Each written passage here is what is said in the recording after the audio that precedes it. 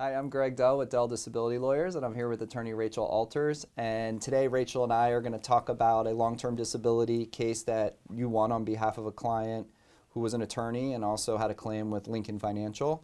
And in these videos, Rachel, we like to talk about what you were able to do for the client, why they were denied, and how we're going to help them moving forward. So let's get right into talking about the background of this case in terms of why the client got denied, and then we'll move on from there. Sure. My client he's a 64-year-old man, and he is and was a corporate lawyer at a very big firm in Miami. Had a very big job and very important clients, and he contracted COVID. Unfortunately, after contracting COVID, he had long COVID, which gave him a lot of issues with his lungs and breathing. And then he also had fatigue. He had issues with dizziness. He couldn't walk very well, and also he had cognitive issues where he couldn't concentrate, he couldn't focus, his memory was pretty much shot, and so he couldn't do the job he was doing previously. So this is all of the symptoms you just discussed are common from what we've been seeing in a lot of the long COVID, and I know we've all been getting a lot of those cases lately, and it's becoming almost chronic that people unfortunately have these residual effects. So. Exactly. But Lincoln didn't believe that any of this was disabling, and what was their reason for that? Why did they disagree? He was paid a short-term disability, and they actually approved his long-term disability benefits for 1 month. And then they just decided out of the blue, we think you're better now. We think that your symptoms have improved, so you can go back to being a corporate lawyer, which, in this case, his symptoms actually had gotten worse. He didn't improve. Not all of his symptoms got worse, but a lot of them did, and cognitively he just wasn't the same person. So they denied him, and they said, it's our peer-reviewed physicians' opinions against your physicians who have been treating you this whole time that we believe you could do the material substantial duties of your job. And unfortunately at this point in time also, long COVID wasn't really, they didn't know much about it, and even though it did exist, these insurance carriers were kind of behind the 8 ball when it came to approving claims for long COVID, so they were just denying them because they figured, hey, you don't have COVID anymore, you're fine. And then unfortunately, as we know today, that's not the case. Something that frustrates me and a lot of people don't know happens is that this particular client got approved for short term and probably did have a 90 or 180-day elimination period? 180. 180, okay. Yeah.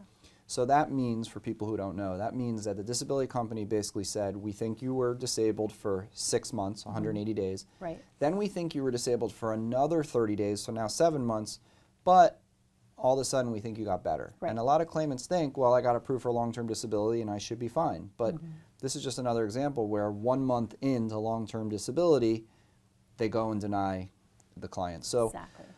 so you explained the reason why, which was basically just a peer review, which is basically just to review the medical records, never even had the opportunity to see our particular client, and then they can make a decision, which is something they can legally do, unfortunately. Right. So what did you do to get Lincoln to change their mind? Well, we filed an appeal, and initially in their denial letter, Lincoln made a lot of allegations about his failure to do certain things in order to make himself, get better and to fix his issues. So they were claiming that he didn't go to a COVID rehab facility, that he didn't, make the effort to go see other doctors, and in their opinion, he went to University of Miami to have a neuropsych evaluation done, and the way they read the report was that he didn't put enough effort into that evaluation, when actually the report said that he did put forth full effort, but they read it their own way because they interpret how they want. And they said, according to the neuropsych eval, he didn't put forth the effort, he didn't go to a COVID clinic, when in fact he did go to a COVID clinic at Weill Cornell. They just didn't bother to request the records, and his records were very clear about them. They said specifically he was referred there, he had a full workup, another neuropsych evaluation done there, and so what we did was we worked with that Weill Cornell doctor in getting all the information that we needed to send to Lincoln in order to show that, hey, this guy did not improve. Actually, he's gotten worse. His neuropsych evaluation is valid, that he has cognitive deficits, that who knows if they're permanent. We don't know if that's something that's going to go away or going to be forever. So we submitted all of that information, worked with the Weill Cornell physician, and were able to get his appeal decision reversed, and they paid him all the back benefits they owed him, and then they put him on claim. he was upset because he said they should have done this in the first place, is what they should have done. But instead he had to hire us and go through this whole process, unfortunately. But we were successful Well, at the end of the day. it's obviously always it's sad that he had to go through the trouble of hiring a lawyer, but luckily you were able to win this for him. Absolutely. But even you would think someone at 64 years old, he was a very high wage earner. Yep. From what you're was. telling me, and at 64 years old in your legal career, you're at the top level of the salaries. So, and I know this policy clearly he was underinsured, wasn't paying him enough money, so it wasn't something that he wanted to do. And lawyers nowadays are working well past the age of 64. So Sure. sometimes we see more of a challenge from the disability insurance companies because they think, oh, you're 64, you're 65, you're going to retire, and you're thinking, let me get another 2 years of disability benefits or something like that. So there could arguably be more scrutiny on someone who's in their mid-60s filing a disability claim, because some of the disability companies look at it and say, what's your motive? Why are you doing this? Exactly. But we never find that. All of these people, especially in their mid-60s, are like, I would have worked another 7, 8, or 10 years. I Right. wanted to keep going. I was making way more money than this policy. So, but I like clients and people who watch our videos to know the practical side of what is this business doing, whether it's Lincoln, Prudential, Met, Right. Unum, whoever they are. They're always looking at different angles to get into the mind of the claimant. Yep. Now that you won the appeal, and you mentioned the cognitive difficulties, is this going to be considered a mental nervous claim, or is this going to be considered a physical disability, and why is that important?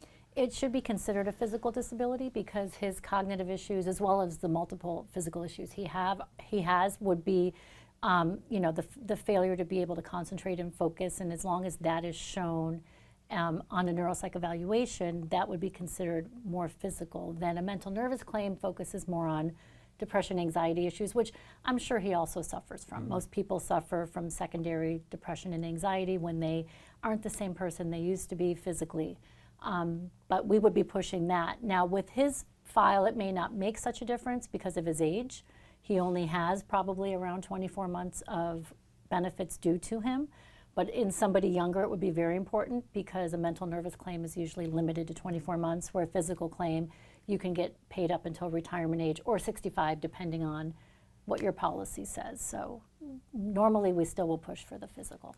Because I know we're starting to see a lot with these long COVID claims Yeah. that they're saying, show us the objective evidence of Exactly. your condition, and sometimes there's subjective symptoms without necessarily showing anything that you can see in an X-ray or an MRI or Right. a CAT scan or blood work, but yet you have all of these symptoms. Right. So I know we'll see policies in the future where they're going to put these self-reported limitations into policies, which we've been seeing for years with people who have chronic pain and things like that, but not Exactly. necessarily in this policy. Yeah. Now that you won the appeal, what do you do for this client moving forward in order to keep him his benefits being paid? Well, I made it very clear to him it's very important that he continues to treat and treat often. Because if you go, 4 to 5 months without seeing a doctor, the insurance carrier looks at that as if you've improved and you're fine, even though you may still be the same. So what I told him is make sure he's treating, and he's going and treating. He does virtual visits, and he actually goes to Cornell to treat with this specific doctor who specializes in long COVID. He's doing that, and she's great, and she documents really well, and she's on his side, and having a doctor that's supportive is really important in order to keep the claim going, because as soon as the insurance carrier sees that, hey, maybe that doctor is not so supportive, that's when they jump on trying to deny the claim again. Right, so the client's responsibility is keep going to the doctor, and Yes. our responsibility is to review those medical records, review the attending physician statement that the disability company asks for at least once every 6 months, if not every 3 months. Right. And then fill out the claimant statement that gets sent to the disability company and continue to help with that. So Yeah. this is a process that many people don't know. It just keeps going Yeah. and going and going, and it can be a monthly issue, it can be a quarterly issue, it can be semi-annual, annual, but the disability company at any given time, and this client included, can go, we had your file reviewed again by somebody who looked at the records, and we think you're better. Exactly. And then we go through it all over again. But what we try to do is be proactive and work the file up and make sure they can't get to that level so that the benefits never get denied again. Yes. So, well, congratulations on this win against Thank Lincoln. you. I know you've had hundreds of claims against them, and always do the best you can, and the clients are thrilled. If you're someone out there who has a Lincoln long-term disability claim, feel free to contact Rachel, myself, any of our long-term disability lawyers. We'll always provide you with an immediate free phone consultation, and we look forward to the opportunity to assist you. Hi, I'm Gregory Dell, the managing attorney of Dell Disability Lawyers, and I hope you find the video you just watched helpful. We put these videos out all of the time, and we'd love if you would subscribe to our YouTube channel. Beyond our videos on our YouTube channel, we also have lots of information available on our website at diattorney.com, and we encourage you to come to our website. The goal is that we want you to be educated about the disability insurance process, and when you get to our website, you'll see that we have information all about your specific disability insurance company, your occupation, and your medical condition. And we've designed our website such that you can easily search our website to find things that you may specifically be looking for. Now, at our website, we have thousands and thousands of pages of information, hundreds of videos that you can search, plus we're building a section of reviews of all the disability insurance companies, and we have the Ask Our Lawyer section where you can go ahead and ask us any questions that you may have. Now, we realize that you may not need us right now, but you may need us in the future to help you with your disability claim, and we think one of the best ways to keep in touch is by clicking the button below and subscribing to our channel. And most importantly, again, no matter where you live in the country, we're always available. Just go ahead and give us a call. We're happy to discuss your claim and let you know immediately if we can help you.